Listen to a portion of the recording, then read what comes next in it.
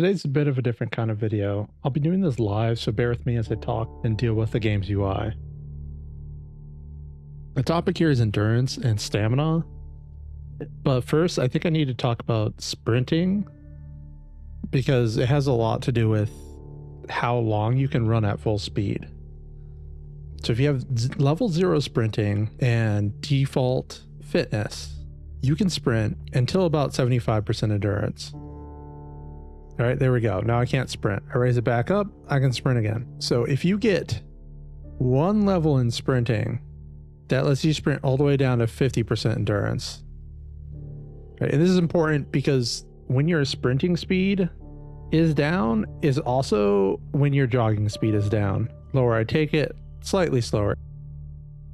It makes a difference if you're ever so slightly slower getting out that door before the zombies get you, right? And there's also a second thing that particularly matters. So I'm gonna take my weight up until I'm just overweight. Fairly heavy load, carrying a little too much. If you have no sprinting in default athletics, you can't sprint at all. But if you get your sprinting up, you can sprint up to your 75%. So that's a huge improvement, especially for like those really bad moments. Now, and notice how when I'm holding down the sprint key, it drains my endurance, which is basically just stamina fast, even though I'm not sprinting. So there used to be a bug where you could, if you were standing still and you held down your sprint key, you would actually lose stamina like you were sprinting. But they fixed that bug, but they didn't really, I guess it's kind of band-aid fix because they didn't really fix the problem, which is that you can lose stamina from sprinting when you're not sprinting. Look at that. It's ridiculous. Sprinting, not sprinting, sprinting, not sprinting, sprinting. All right, and until you get to 50%, and then it doesn't do it, which is just really weird to me. So what else does sprinting have to do? Well, you can sprint with a fairly heavy load up to 75%. But if you get your sprinting to level 4, you can sprint all the way down to 50%. Oh, and if you're wondering what level 10 sprinting does, you just start sprinting faster and faster. And it's a pretty big difference. So I'm going back down to 0 sprinting, and we're going to go with fitness. So I'm going to drop all this. Don't need it anymore. All right, here's 10 fitness sprinting, right? And it's going down really slow for my endurance. Down to 9, still slow. Not as great, but it's still slow. Down to 8, and now it's cranking down, almost like you have level 5. And you'll notice that that is when the fit bonus switches to the athletic bonus. When you drop your athletic trait, you actually lose your endurance as fast as if you didn't have level 10 fitness. So see, removed it, and there it goes. So if you're training your fitness purely for running, to run a longer amount of time, and it does match with jogging, right? You lose less endurance jogging with the athletic trait than if you don't have it. All right, so here we are, and it goes down a little faster. It's just that sprinting shows the percentage difference a lot faster. If you're trying to level fitness, you really want to hit the trait points, right? So like if you have out of shape, you want to lose that. If you have 5 fitness, you want to gain 6 to get fit. But from 6 to 9, you're not really gaining anything major. Yeah, you're gaining speed, you're gaining swing speed, supposedly. I haven't tested that yet. I have to get around to that. But when you hit 9, suddenly, and I'll sprint for that so that you can actually see it, it's a huge difference.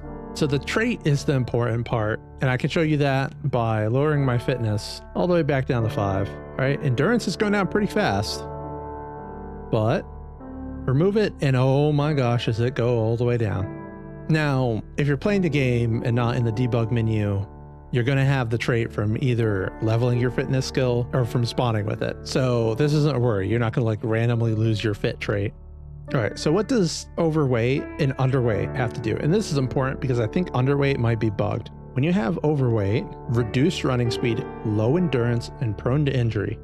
Now, I don't know what prone to injury actually means. I think it's just tripping or falling, maybe. You're more likely to get scratched or hurt your leg. But what I know overweight does is you lose a ton of endurance jogging and sprinting. So as soon as I remove that, it goes down slower. Here we go. You can see it. Fair pace right there, running in circles, and remove. And it slows down.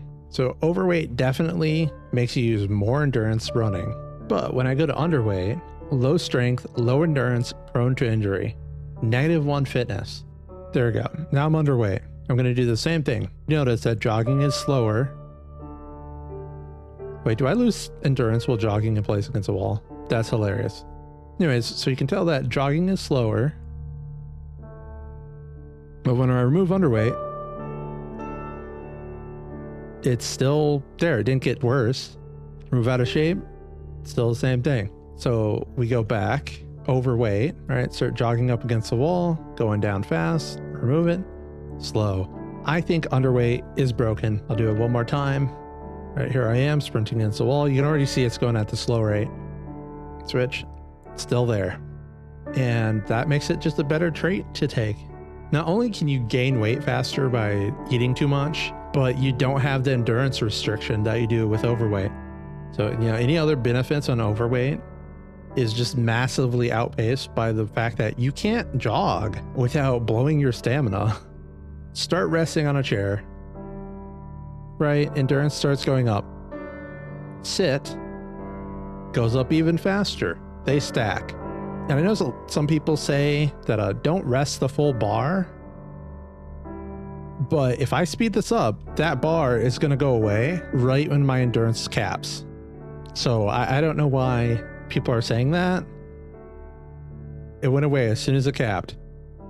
I'll do that while I'm not sitting on the ground. Just to prove that it does it when you're standing too. If for some reason you want to stand and gain your endurance slower, you know, maybe you're afraid a zombie's going to come up behind you soon. All right, so here we are, we're catching up, and it's going to go away. Boom, it's gone. That bar, I'm pretty sure, is just the maximum amount of time you can rest. But in case you didn't know, full fatigue, sitting on the ground, no stamina regen, right? We can go just a little bit less, and we should have a tiny bit of stamina regen. All right, down near 70%, it's okay. But compared to that, no.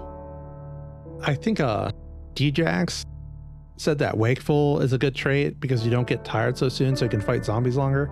Well, wakeful's a good trait because you regen your stamina faster the lower your fatigue is, and that's just benefit entirely. It doesn't even matter if you have to fight the zombies. Not only does wakeful make you not get tired so you can't fight the zombies, but it makes you less likely to be out of breath. All right, so another little fun fact, you do regen stamina faster when you're standing still, including when you're prepared to swing. But as soon as you start moving, it's slower, and it's slower by a lot. That is not a great regeneration rate. So it actually is faster to run somewhere. Not saying it's safe, but it's faster to run somewhere and just sit on the ground, and you'll regen your stamina at a wild rate compared to anything else, right? Walking does not regen stamina fast enough compared to this. And the last thing, I don't need that up anymore. +2 endurance when you eat it. Eat to restore endurance. So I'm going to put my fatigue all the way up, my endurance all the way down, and eat it. What do I get? I get 0.02 endurance. Make this clear to you how bad that is. You can just sit on the ground. How long is that? Like 2 seconds sitting on the ground. It takes longer to eat it than it takes to regen that amount of stamina. I don't think there's a single situation you can get yourself in where eating ginseng is the way to get out of it.